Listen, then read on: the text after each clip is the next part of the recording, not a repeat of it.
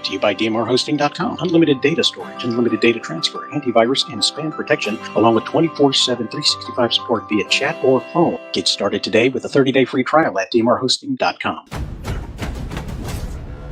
你们中国有句老话，就是细路是是嘛，来水捋一捋。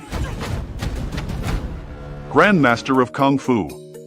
The story is set against the backdrop of the invasion of China by Japan and a martial arts competition. The president of the Wushu Association is stepping down.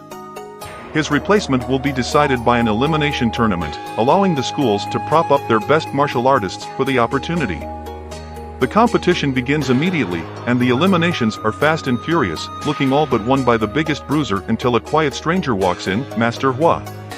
The stranger, a porter for one of the schools, easily bests the bruiser but gives up the advantage to save his life, losing the tournament and giving the presidency to the lesser qualified man.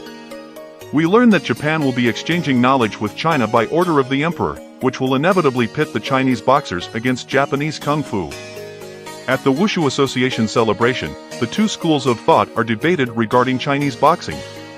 There's a dissension within the group who doesn't know a Japanese school is coming to town. The new president asserts his authority by banning the traditional version while embracing a more assertive version of Chinese boxing. He challenges Master Hua one more time and is defeated in a more passive match. Soon every master and school in town is invited to the opening of an unknown martial arts school. Everyone goes except Master Hua for reasons of humility.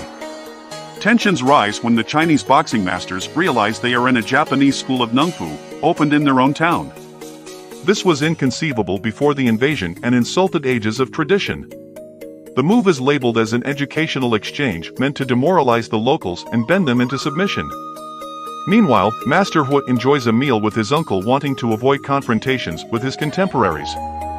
After much goading, the Chinese masters are lured into combat with the Japanese.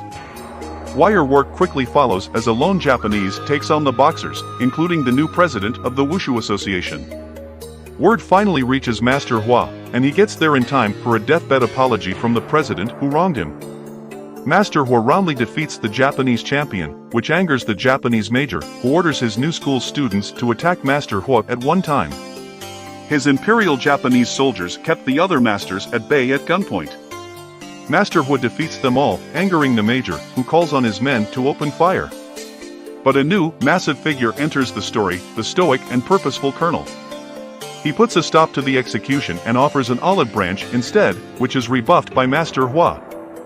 Nonetheless, the fighting ends, and the boxers take their dead and injured from the Japanese school of Wing Chun. A funeral is held for the murdered president of the Wushu Association. Respect is paid in the traditional ways.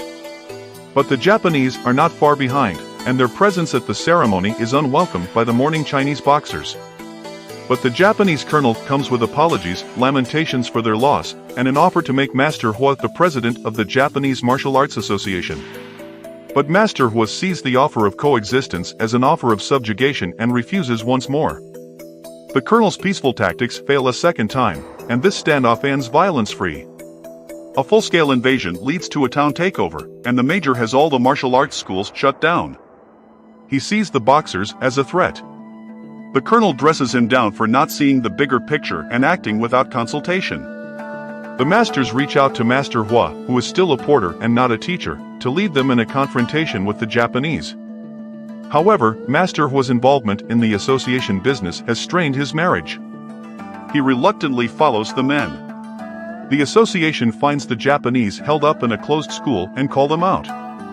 The major threatens to have them killed, but the association is not turned away and stands firm. Then the colonel arrives, averting a massacre on the streets.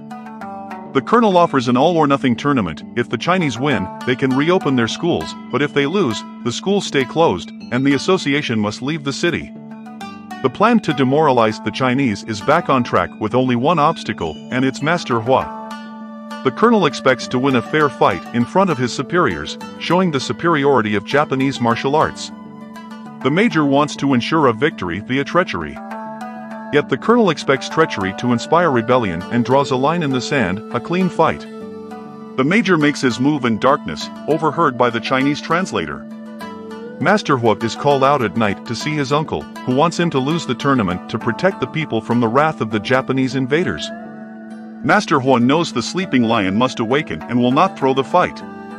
On the way home, he's attacked by ninjas, Japanese military in disguise, and is ultimately shot in the shoulder. He's taken to a doctor after the skirmish while his wife waits for his return, unaware of the attack. The major takes the opportunity to kidnap Master Hua's family for leverage. The colonel was utterly unaware. Tensions rise as blackmail hinders Master Hua in the climactic battle, and a rescue raid is held. The Grandmaster of Kung Fu is a well-paced, if not a candy-coated, view of the era depicted, with good and evil divided among racial and national lines. It is still a recommended view if you are a fan of the genre. Our final score is 5 out of 10.